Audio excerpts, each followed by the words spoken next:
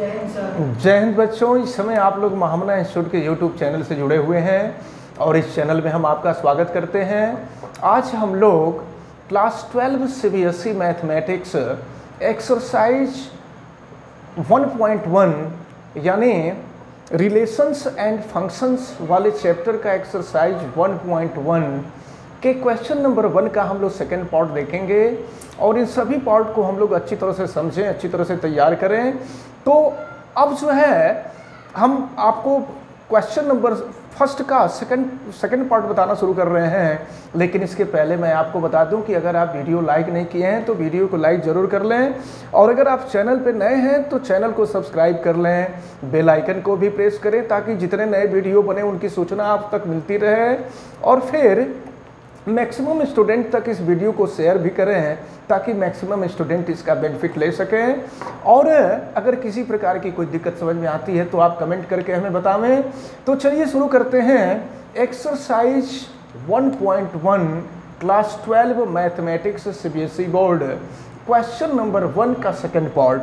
देखिए question number 1 का second part दिया हुआ है, relation R in the set N. कोई रिलेशन आर है जो सेट एन है, यानी natural number. Set N means the set of natural number. तो एन में जितने नेचुरल नंबर होंगे सब होंगे और उनमें रिलेशन दिया हुआ है। क्या रिलेशन दिया हुआ है? R equal to X Y, X और वाई के बीच में रिलेशन है। और कैसा रिलेशन है? Y is equal to X, Y equal to X plus 5 and x is less than 4, यानी x की जो भी वैल्यू होगी वो 4 से कम होगी। करना क्या है आपको? तो शुरू में ही दिया हुआ है, determine whether each of the following relation are reflexive, symmetric and transitive.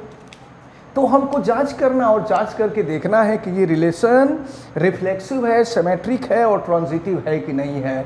तो सबसे पहले तो हम लोग रिलेशन देखें। रिलेशन क्या है? एक बात समझ लीजिए, x की जो भी वैल्यू होगी, x is less than 4, x की जो भी वैल्यू होगी 4 से कम होगी। और यहाँ देखें y इक्वल टू दिया हुआ है x प्लस 5। इफ, अब देखिए x की वैल्यू क्या हो सकती है? x is less than 4 and x is natural number. It means x is equal to 1, 2, 3. Putting the value of x. If x is equal to 1, then y is equal to 1 plus 5. It means 6. Hence relation is 1, 6. And if x is equal to 2, then y is equal to 2 plus 5 is equal to 7. Hence relation is 2, 7. And another, if x is equal to 3, then y is equal to 3 plus 5 is equal to 8. It means this relation is 3, 8. अब हम इस relation को हम unified कर देंगे, सब relation को हम एक जगह रख देते हैं। और रिलेशन अगर एक जगह रख दें तो फिर देखिए रिलेशन क्या होगा। तो r इक्वल टू हो जाएगा, ये फर्स्ट रिलेशन है 1, 6, सेकेंड रिलेशन है 2, 7 एंड थर्ड रिलेशन इज 3, 8। अब हमें जांच करना है और हमें जांच करना है, देखना है कि कौन रिफ्लेक्सिव है, कौन सिमेट्रिक है और कौन ट्रांजिटिव है। तो चलिए हम रिफ्लेक्सिव के लिए फॉर रिफ्लेक्सिव रिलेशन के लिए देखते हैं क्या मिलता है रिफ्लेक्सिव रिलेशन में। आप देखिए 1, 1 होना क्या चाहिए? रिफ्लेक्सिव में दोनों सेम होता है, 1 है तो 1 होगा, 2 है तो 2 होगा, 3 है तो 3 होगा। देखिए 1, 1 is not element of R, 1, 1 R का एलिमेंट नहीं है। फिर अगर 2 पे आवे तो 2, 2 is not element of R और 3 पे आवे तो 3, 3 is not element of R. तो आप देख रहे हैं कि R में 1, 1 भी नहीं है, 2, 2 भी नहीं है, 3, 3 भी नहीं है।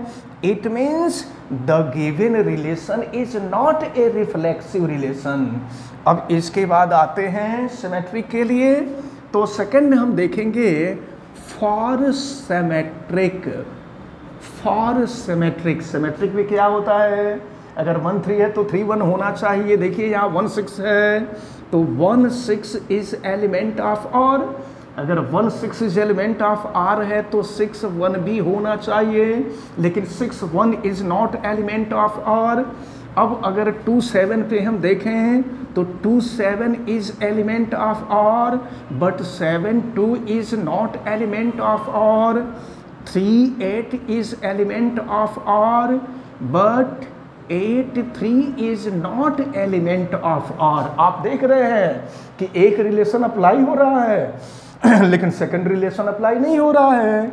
It means this relation is not A symmetric relation. अब फिर आ जाएंगे ट्रांजिटिव थर्ड पर।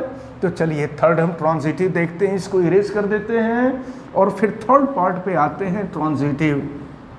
ट्रांजिटिव में क्या होना चाहिए? चलिए हम पहले ट्रांजिटिव, फॉर ट्रांजिटिव देखेंगे। फॉर ट्रांजिटिव रिलेशन देखिए 1 6 इज एलिमेंट ऑफ आर। तो 1 6 इज एलिमेंट ऑफ आर, तो 6 के साथ कुछ और होना चाहिए, तो 6 के साथ कुछ ही नहीं है, फिर हमको आगे बढ़ने की जरूरत ही नहीं है। It means the given relation is not a transitive relation. तो it means we conclude that in question number first के सेकंड पार्ट में the given relation is neither reflexive nor symmetric nor transitive. Clear हुआ? चलिए आगे बढ़ते हैं। अब हम देखते हैं इसका थर्ड पार्ट में दिया हुआ है relation R in the set A. कोई सेट ए है और set A is equal to दिया हुआ है 1 2 3 4 5 6 एच आर, और इसके बीच जो रिलेशन है वो रिलेशन एक्स वाई है। Y is divisible by X. इनके बीच ऐसा रिलेशन है कि वाई एक्स से डिविजिबल है। तो चलिए देखते हैं, सबसे पहले रिलेशन देखा जाए कि रिलेशन क्या होगा। तो देखिए y is divisible by x, जो पहले होता है वो x होता है, बाद में y होता है। तो पहला जो रिलेशन होगा वो 1 1 हो जाएगा, इसके बाद 1 2, फिर 1 3 1 4 1 5 1 6। क्लियर हो रहा है? देखिए ये x है, ये y है, y is divisible by x। तो 1 1 से डिविजिबल होगा, 2 1 से डिविजिबल होगा, 3 1 से डिविजिबल होगा, 4 1 से डिविजिबल होगा, 5 1 से डिविजिबल होगा, 6 1 से डिविजिबल होगा। अब इसके बाद हम आते हैं नेक्स्ट पर। तो 2 2 से डिविजिबल होगा, 2 जो है 2 से 4 डिविजिबल होगा, फिर 2 6 हो जाएगा, 2 से 6 डिविजिबल होगा। अब आ जाइए 3 पर। तो 3 से 3 डिविजिबल होगा, 3 से 6 डिविजिबल होगा। इसके बाद आ जाइए 4। तो 4 से 4 डिविजिबल होगा, 4 से और कुछ डिविजिबल नहीं होगा। 5 पे आ जाइए तो 5 से 5 डिविजिबल होगा। इसके बाद 6 पे आइए तो 6 से 6 डिविजिबल हो जाएगा। चलिए ये रहा रिलेशन। और अब हम देखते हैं डिटरमाइन करना है। क्या डिटरमाइन करना है कि ये रिफ्लेक्सिव है कि नहीं है, सिमेट्रिक है कि नहीं है, ट्रांजिटिव है कि नहीं है। तो फॉर रिफ्लेक्सिव, सबसे पहले हम रिफ्लेक्सिव के लिए देखेंगे। फॉर रिफ्लेक्सिव के लिए क्या होना चाहिए? दोनों वैल्यू सेम होनी चाहिए। तो देखिए आप 1 1 इज एलिमेंट ऑफ आर, 1 1 है आर का एलिमेंट। और फिर आ जाइए 2 2 पे, देखिए 2 2 इज एलिमेंट ऑफ आर। फिर 3 पे आ जाइए 3 3 इज एलिमेंट ऑफ आर। 4 पे आ जाइए 4 4 इज एलिमेंट ऑफ आर। फिर 5 5 पे आ जाइए 5 5 is element of R. And 6 6 is element of R. देख रहे हैं दोनों चीजें सेम हैं, एक्स वाई दोनों सेम है और ये सब आर में प्रेजेंट है। It means the given relation is reflexive. बात समझ में आ रही? अब हम सिमेट्रिक के लिए देखेंगे। तो फॉर सिमेट्रिक यहाँ लिख देंगे, फॉर सिमेट्रिक के लिए देखिए क्या होना चाहिए। तो सिमेट्रिक में आप देख रहे हैं 1 2 इज एलिमेंट ऑफ आर। 1 2 तो है, अब देखिए कि क्या 2 1 भी है। आप देख लीजिए इसमें 2 1 कहीं दिखाई दे रहा है, 2 1 नहीं है। तो 2 1 is not element of R। अब इसके बाद 1 3 देखिए, तो 1 3 इज एलिमेंट ऑफ R, तो क्या 3 1 भी एलिमेंट है? तो 3 1 is not element of R। फिर इसी तरह से 1 5 पे आप देखेंगे तो 1 5 is element of R, but 5 1 is not element of R। It means the given relation is not symmetric. अब अगर दोनों कंडीशन होती 1 2 है और 2 1 भी होता रिलेशन में, 1 3 है 3 1 भी होता, 1 5 है 5 1 भी होता, तो ये सिमेट्रिक हो जाता, और नहीं तो सिमेट्रिक नहीं होगा। और इसके बाद अब हम आते हैं थर्ड पे, तो it means the given relation is not A symmetric relation. और अब हम आते हैं ट्रांजिटिव रिलेशन पर। आप देखें ट्रांजिटिव रिलेशन में क्या होना चाहिए। ये देखिए 1 2 है, तो अगर 1 2 है 1 2 है, तो फिर देखिए यहाँ देखिए 1 2 है, तो फिर 2 के बाद आ जाइए 2 4 भी है, 2 4 इज एलिमेंट ऑफ R।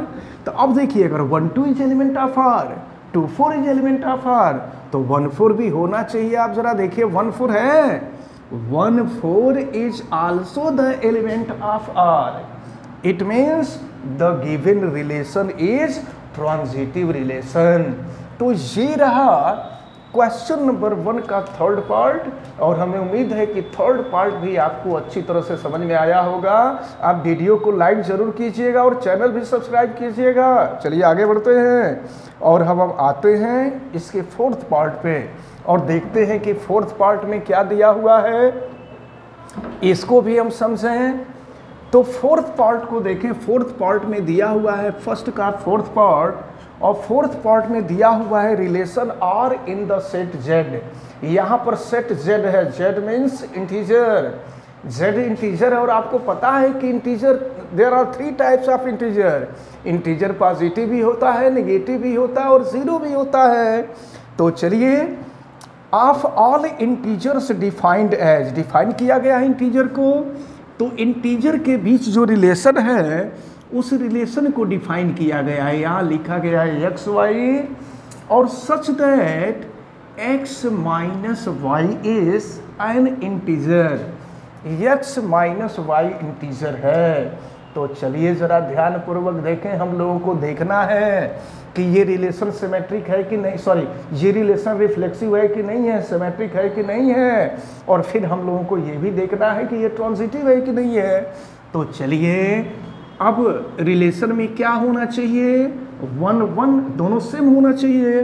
तो सबसे पहले हम रिफ्लेक्सिव को डिटरमाइन करते हैं, और रिफ्लेक्सिव के लिए देखें x की वैल्यू 1 और y की वैल्यू 1 दोनों सेम होनी चाहिए। तो अगर दोनों सेम होगा तो x माइनस वाई क्या हो जाएगा, 1 माइनस 1 1 माइनस 1 0 हो गया। It means 0 is a integer, 0 integer है। तो जब दोनों, अगर x भी इंटीजर है y भी इंटीजर है, तो x माइनस 1 की वैल्यू निकालना है, तो वो भी इंटीजर है। It means the given relation is reflexive relation. और फिर अब आ जाते हैं सेकंड पर, और सेकंड में हमें सिमेट्रिक चेक करना है। तो देखें सिमेट्रिक रिलेशन के लिए क्या होगा। सिमेट्रिक में अगर 1 2 है तो 2 1 भी होना चाहिए। If x is equal to 1 and y is equal to 2, तो देखें x minus Y is equal to 1 minus 2 is equal to minus 1, which is an integer, minus 1 integer है। और अगर हम चेंज कर देते हैं x is equal to 2 and y is equal to 1, तो फिर क्या होगा, x minus Y 2 minus 1 is equal to 1 is also an integer. तो आप देख रहे हैं कि अगर यहाँ पर रिलेशन 1 R 2 है, तो यहाँ पर रिलेशन 2 R 1 भी है, यानी जो रिलेशन 1 का 2 से है वही रिलेशन 2 का 1 से भी है, 1 का 2 से है वही रिलेशन 2 का 1 से भी है। 1 2 ले रहे हैं तो भी इंटीजर मिल रहा है, 2 1 ले रहे हैं तो भी इंटीजर मिल रहा है। It means the given relation is symmetric relation. और फिर हम आ जाते हैं ट्रांजिटिव पर, और चलिए हम ट्रांजिटिव चेक करते हैं, ट्रांजिटिव में क्या होता है। तो फॉर ट्रांजिटिव रिलेशन, देखिए ट्रांजिटिव में क्या है, अगर फर्स्ट का सेकंड से रिलेशन है, सेकंड का थर्ड से रिलेशन है, तो फर्स्ट का थर्ड से भी रिलेशन होना चाहिए, और अगर ऐसा होगा तो ट्रांजिटिव होगा, अदरवाइज नो। तो चलिए देखते हैं, हम यहाँ पर 3 नंबर लेते हैं, 1 2 3, यहाँ रिलेशन ले रहे हैं, यहाँ पर z इक्वल टू हम ले रहे हैं 1 2 3। तो चलिए 1 2 अगर लें, x equal to 1 and y equal to 2, then x minus Y 1 minus 2 equal to -1 which is an integer. अब इसके बाद अब x के जगह पे 2 और y के जगह पे 3 लेते हैं, तो फिर ये हो जाएगा x माइनस वाई यानी 2 minus 3 equal to -1 which is also an integer. और फिर अगर 1 और 3 लेते हैं तो x equal to 1 and y equal to 3, then x minus Y equal to 1 minus 3 equal to -2 which is an also integer. तो आप देख रहे हैं कि 1 2 को ले रहे हैं तो भी इंटीजर मिल रहा है, 2 3 को ले रहे हैं तो भी इंटीजर मिल रहा है, और 1 3 को ले रहे हैं तो भी इंटीजर मिल रहा है। Hence given relation is transitive relation. तो अब आपको समझ में आ गया होगा, ये इसका 4th पार्ट, एक्सरसाइज 1.1 का 2nd part, 3rd part, 4th part आपको बताया गया। अब हम देखेंगे 5th पार्ट, ज़रा 5th पार्ट को देखा जाए, और हम आपको बता दें कि 5th पार्ट में भी 5 पार्ट हैं। तो 5th पार्ट में भी 5 पार्ट हैं, तो इसको हम देख ले, ओरली भी देख सकते हैं इसको। देखिए 5th पार्ट में क्या दिया हुआ है, इस 5th पार्ट को ज़रा समझ लिया जाए। Relation R in the set A, कोई सेट ए है जिसमें रिलेशन ए दिया हुआ है, कोई सेट ए है जिसमें रिलेशन आर दिया हुआ है, of human beings in A town, किसी टाउन में रहने वाले जो लोग हैं उनके लिए रिलेशन दिया हुआ है एट ए पार्टिकुलर टाइम, किसी पार्टिकुलर टाइम, किसी टाइम दिया गया है।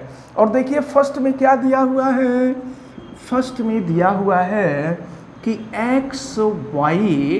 एक्स और वाई के बीच रिलेशन है such that X Y work at the same place, X और वाई दोनों एक ही प्लेस पर काम करते हैं। तो अब आपको बताना है, आपको डिटरमाइन करना है। तो समझ लीजिए क्वेश्चन में क्या दिया हुआ है, क्वेश्चन में यही दिया है कि 2 ह्यूमन हैं एक्स और वाई, और दोनों एक ही प्लेस पे काम करते हैं। तो ये क्वेश्चन ओरली बताने लायक है कि अगर हम लोग देखें रिफ्लेक्सिव के लिए, तो जिस प्लेस पर यक्स वर्क कर रहा है, यक्स उसी प्लेस पर वर्क कर रहा है, क्योंकि रिफ्लेक्सिव में दोनों सेम होना चाहिए, तो x और x होना चाहिए। तो जिस प्लेस पर x वर्क कर रहा है वहाँ पर x वर्क कर ही रहा है, it means given relation is reflexive.